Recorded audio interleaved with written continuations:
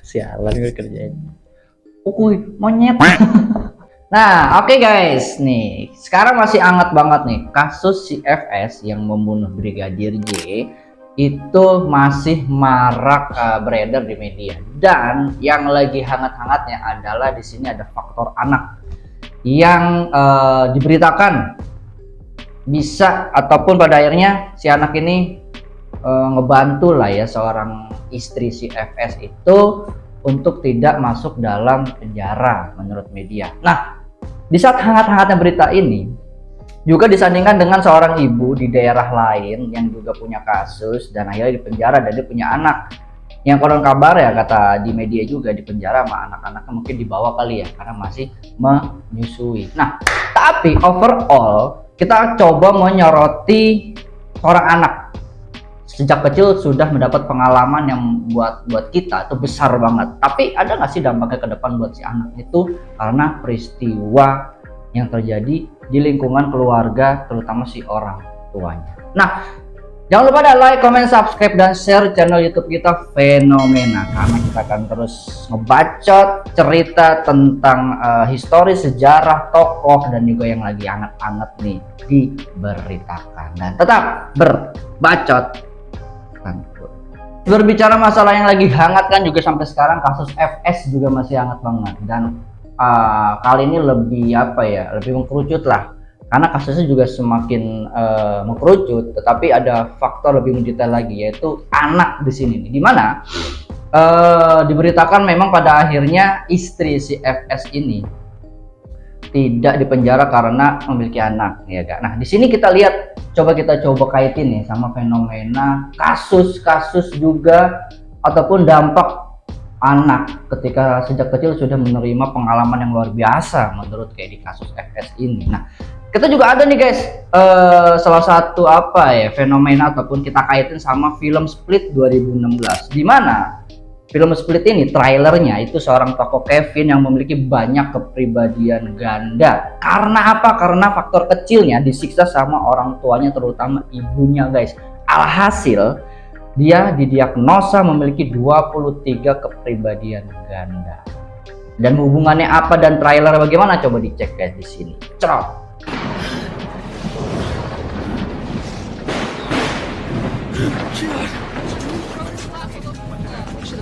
Nah tuh guys kan bisa dibayangkan besarnya tokoh Kevin pada akhirnya itu jadi predator ya kan, dimana dia dengan 23 kepribadian akhirnya menculik cewek-cewek muda yang pada akhirnya dibunuh sama si Kevin sendiri yang berubah jadi satu sosok yang menurut si Kevin ini sosok karena kan Kevin sejak kecil disiksa sama orang tuanya. Kita juga sering lihat fenomena kita kan di lingkungan kita, ibu yang nyubit anaknya, bapak yang nyubit sampai ngebentak ya kan. Pada akhirnya balik lagi ke tokoh Kevin ini dan balik lagi ke si kasus FS seorang anak, kan berarti dia bisa dibilang konkret ya, bukti konkret dalam film itu si tokoh Kevin adalah bukti nyata bahwa seseorang anak pada akhirnya kedepannya punya pengalaman dan pada akhirnya banyak bertingkah laku aneh karena faktor masa kecilnya nih guys dalam film The Split 2016 ini. Nah guys, karena kenapa ya kita coba kepoin bacotin kali ini masalah traumatis anak. Nah ya contoh kayak Kevin tadi kan dalam film itu kecil disiksa emaknya, emak bapaknya ya kan, gedenya jadi begitu guys, gahar ganas punya 23 kepribadian dan culik anak-anak, diculik nih, perawan-perawan diculik dan ya itu disiksa, dibunuh gitu guys. Nih ya kita kaitannya sama fenomena itulah tetangga kita, lingkungan kita yang pada akhirnya tuh enteng banget terus ringan banget ya kan, ketika anaknya mau jajan atau apa dibentak doang ya kan, pada akhirnya diem, terus kalau nggak dicubit bahkan ditabok. Nah ya kita kaitin sama kasus si FS, jadi kayaknya besar banget guys kalau ngelihat si Kevin ini dan beberapa contoh kasusnya ya.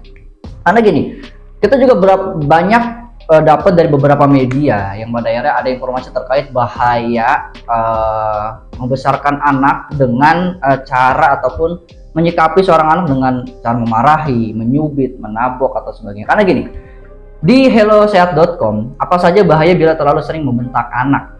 Kan berhubungan dengan pengalaman masa kecilnya ya. Membentak membuat anak tidak mau mendengarkan orang tua.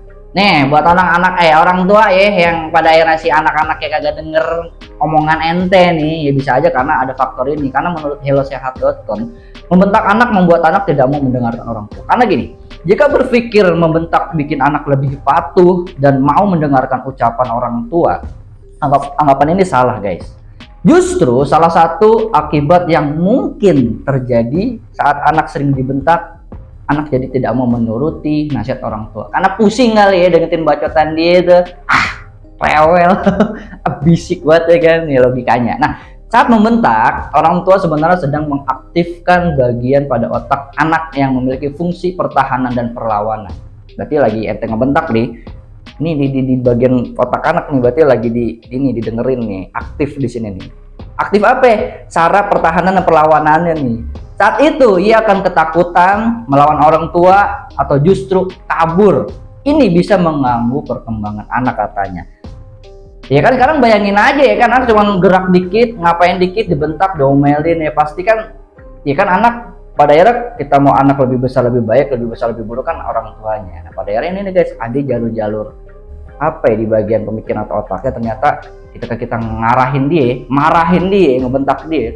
Di situ tuh beberapa jaringan-jaringan dalam otak kita akhirnya berfungsi, dan akhirnya efeknya dia kabur, ya kan, terus dia melawan pada akhirnya karena kan di situ ada bagian yang memang pada pertahanan dari dalam dirinya yang kemudian disampaikan. Anak yang terlalu sering dibentak merasa dirinya tidak berharga. Ya kan bayangin aja, mau ngapa-ngapain nggak boleh, woi ngapain turun, mau jajan mulu, jadi ngerasa lah gue ini kan anak lo ya, gue mau jajan kasih ke duit ya kan, atau lah itu dilarang mulu. Mungkin karena pada akhirnya tuh merasa dirinya nggak berharga. Sebagai orang tua manusia, anak tentu merasa ingin disayangi dan dihargai, apalagi oleh seorang tuanya, terutama orang tua nih ya. Maka dari itu berbahaya terlalu sering membentak dapat menghambat tumbuh kembang si kecil. Terkait perilaku sejak kecil kepada anak, dampaknya lebih besar ke depan, yaitu membentak salah satu bentuk penindasan terhadap anak. Karena gimana? Karena gini, menurut hellosehat.com, tahukah Anda bahwa membentak anak termasuk bentuk penindasan atau bullying? Hal ini bisa terjadi di rumah. Akibat yang mungkin terjadi pada anak yang sering dibentak bisa jadi mirip dengan dampak bullying. Jika orang tua tidak ingin anak memiliki pertumbuhan dan perkembangan yang buruk, lebih baik hentikan kebiasaan membentak saat anak berbuat salah. Karena kan logikanya juga ya balik lagi guys, masih kecil, dia lagi berkembang, terus dia mencari tahu, orang harusnya diarahin ya kan, terus dikasih tahu malah dibentak. Jadi kayak kan balik lagi lu kayak naik motor ya kan, terus ada orang langsung nyambit lu, gimana itu rasanya tuh. Balik lagi anak gedenya bagaimana, padahal semua dilarang-larang ya. Kita sih benar apa enggak kita kaitin lagi sama fenomena lingkungan kita guys. Merenggangkan hubungan orang tua dan anak. Bahaya lainnya akibat terlalu sering membentak anak, yaitu hubungan antara orang tua dan anak menjadi lebih renggang. Dampaknya anak bisa merasa sedih, malu, dan tidak disayangi lagi. Pada akhirnya dia cabut, kabur, dan domelin, pergi, minggat. Makanya nih real banget nih sama lingkungan kita terkait cara tumbuh kembang atau mendidik si anak, apalagi sejak masih kecil. Membuat anak tidak mau menghormati orang tuanya, merasa tidak dihargai dan tidak disayangi sering menjadi akibat dari anak yang terlalu sering dibentak dan dimarahi oleh orang tuanya. Pasalnya gini, bahaya membentak anak juga dapat terbentuk akibat orang tua yang tidak menghargai anaknya sendiri. Akibatnya, anak menjadi tidak bisa menunjukkan rasa hormat kepada orang tua.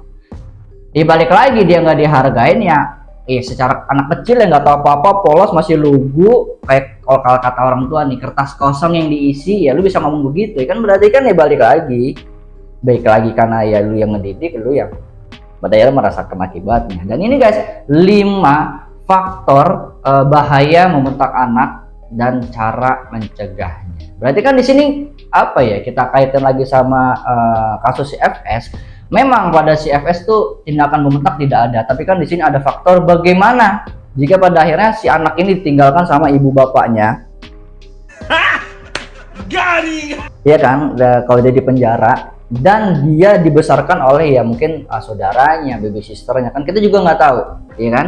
Karena banyak kasus guys, kita juga sering dengar ya kak, ketika anak tumbuh besar dengan bukan orang tuanya, otomatis sifat, tabiat, karakternya tuh ngikut yang dia lihat dan ada yang bersama dia. Ya bayangin aja, nggak heran ya Kak, kalau ibu bapaknya sibuk akhirnya dia sama babysitternya atau sama lingkungannya. Kita nggak ngarahin ke orangnya ya, tapi karakternya. Kan pada akhirnya kita jangan salahin juga ketika dia si anak besar itu, lah lu kok celamitan, lah lu kok rewel, lu kok bawel, lu kok galak. Balik lagi, ente posisinya tuh ada di mana ya orang tua, kalau kita coba kaitin menurut kita. Nah itu guys, kalau kita coba kaitin lah ya sama kasus FS dan cara tumbuh kembang anak jika dia besar tidak sama keluarganya. Nah kalau tadi tuh yang suka ngebentak nih, kalau suka mukul nih, bagaimana sih dampaknya anak kecil yang suka dipukul, dicubit, ditempeleng gitu kan? Karena iya kayak sendiri sering lihat saben hari, iya gak?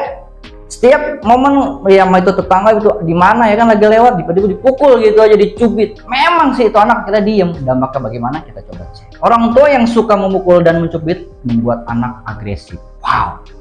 Nah sudah menjadi kebiasaan nih guys, kalau kata female.com, bahwa orang tua memukul atau mencubit anak sebagai bentuk solusi penyelesaian masalah anak. Nah, jadi gini guys, memukul atau mencubit anak memang dianggap penyelesaian praktis dan cepat. Lah iyalah, orang lagi ya.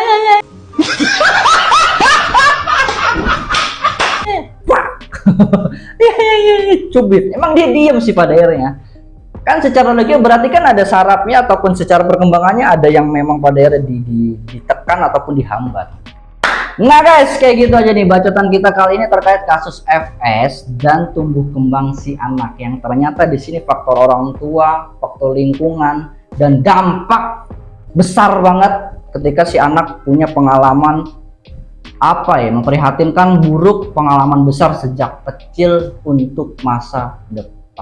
Oke guys, gitu aja bacotan kita kali ini. Tetap like, comment, subscribe, dan share channel YouTube kita Fenomena, karena kita akan coba bacotin, ceritain seputar tokoh historis, sejarah, dan yang lagi hangat banget di fenomena yang ada di lingkungan kita. Dan balik lagi, apa yang kita coba bacotin menurut kita nyambung sih, dan balik lagi ini sih menurut kita gimana menurut teman-teman. Silahkan komen video kita di bawah ini. Dan akhir kata, salam sejahtera untuk ente dan aneh. Ketemu lagi di konten kita berikutnya, Fenomena, dan tetap berbacot. Nah.